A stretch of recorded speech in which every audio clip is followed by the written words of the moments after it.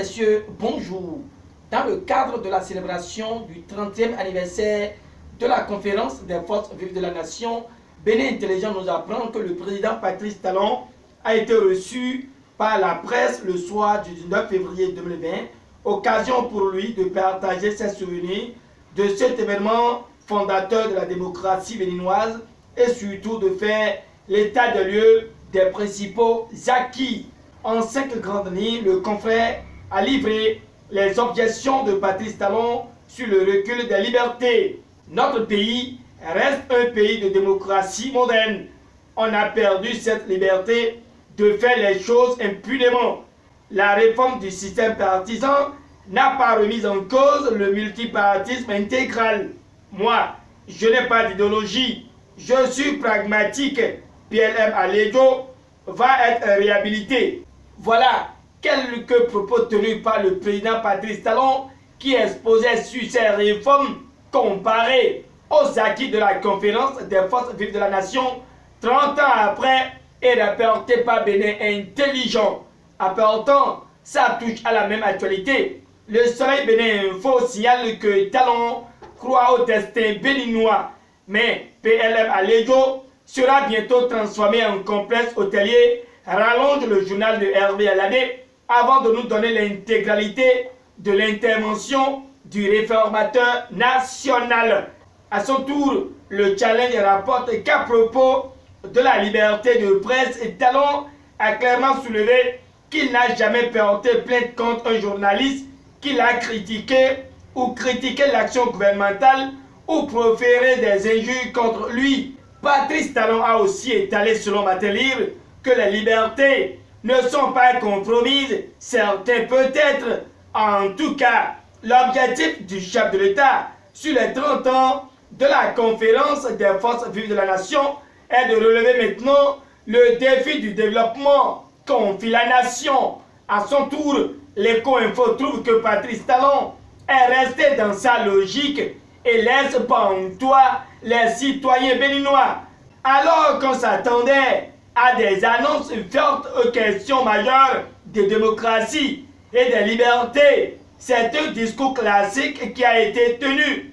Une sortie médiatique dépourvue d'apaisement, de rassemblement, encore moins des annonces fortes pour atténuer la tension sociopolitique, s'interroge le journal de Gilbert Mancourt qui croit savoir que la question que beaucoup se posent est celle de savoir si le président Patrice Talon mesure la gravité de la situation qui prévaut au Bénin, si dans son diagnostic et proposition pour relever le Bénin, fraternité, répond que le président Patrice Talon a constaté que dans la plupart des secteurs de vie, nous avons manqué et nous manquons de sérieux, de rigueur, de détermination et de volonté. Le grand quotidien, quant à lui, rallonge que Talon évolue dans le souci d'être le premier au plan mondial dans la lutte contre la corruption.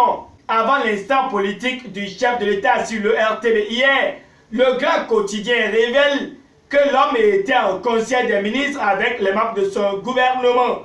Comme préoccupation, c'est la campagne de commercialisation 2019-2020 et le prix de la noix de cajou est fixé à 325 francs CFA le kilogramme.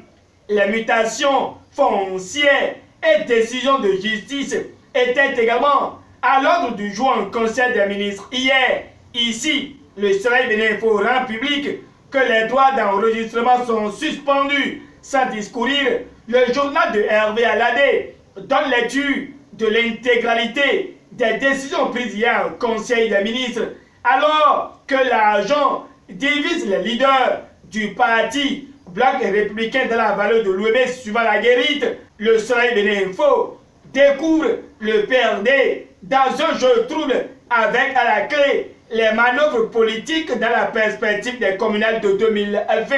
Reçu en audience par le président de l'Assemblée générale des Nations Unies, le Challenge mentionne que Louis Baounou Vlavonou rassure de la vitalité de la démocratie béninoise.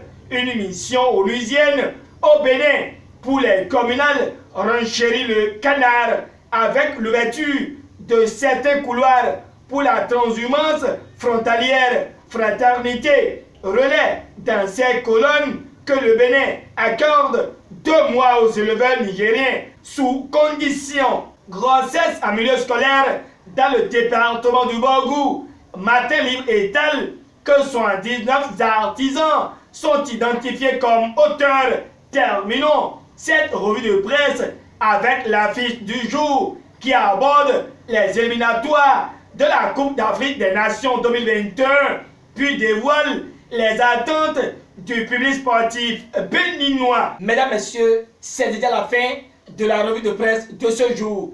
Merci pour votre attention toute particulière à l'égard de JS Communication. Au revoir et à demain.